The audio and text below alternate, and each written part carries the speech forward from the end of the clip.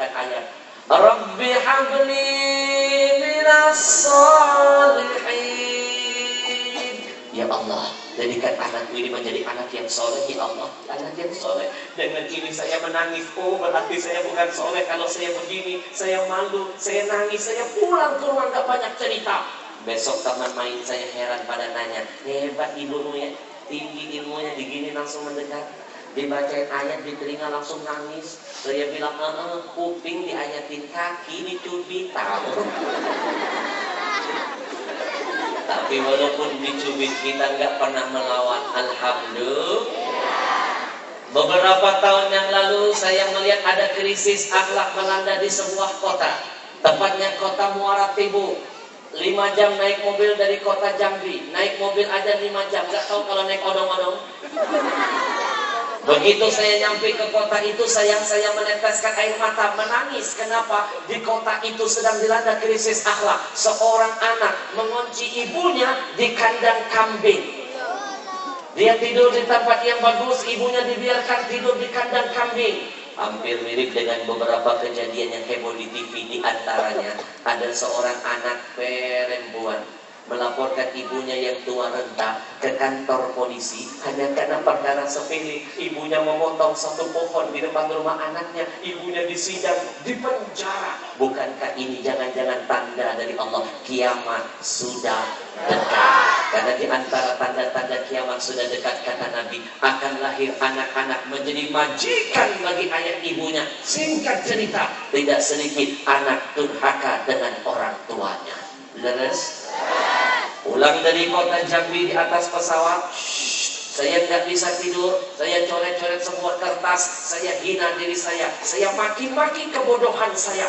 Lalu saya nggak sengaja menemukan sebuah judul yang cantik, nama yang indah, yang akhirnya berbuah menjadi karya tulisan buku saya yang paling dahsyat. Judulnya apa? ASDR. ASDR. Ada surga di rumahmu. Siapa surga kita di rumah? Ayah ibu kita.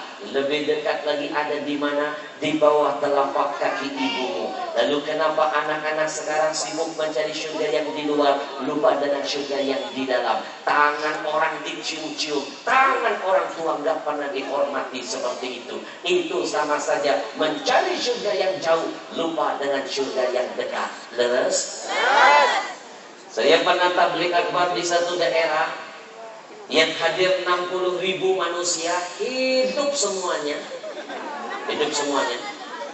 Lalu ketika saya turun dari panggung, saya dikerubutin anak-anak muda yang fanatik seperti kalian. Habis bu, tangan saya ditarik-tarik, dicium-cium sama mereka. Sampai saya teriak-teriak, nak jangan tarik-tarikan tangan, nanti tangan kita ketuker. Tangan saya ditarik kemana, kepala saya dibuat mereka kemana. Rebut-rebutan, narik-narik tangan saya, nyium-nyium tangan saya. Akhirnya ada kejadian, gara-gara rebut-rebutan, ada seorang anak salah narik tangan. Ketarik tangan temannya sendiri. Dikirain tangan saya, dicium-cium tangan temannya. Sama temannya dikatain, kapan lagi nunjuk tangan pula. Akhirnya mereka berantem berdua.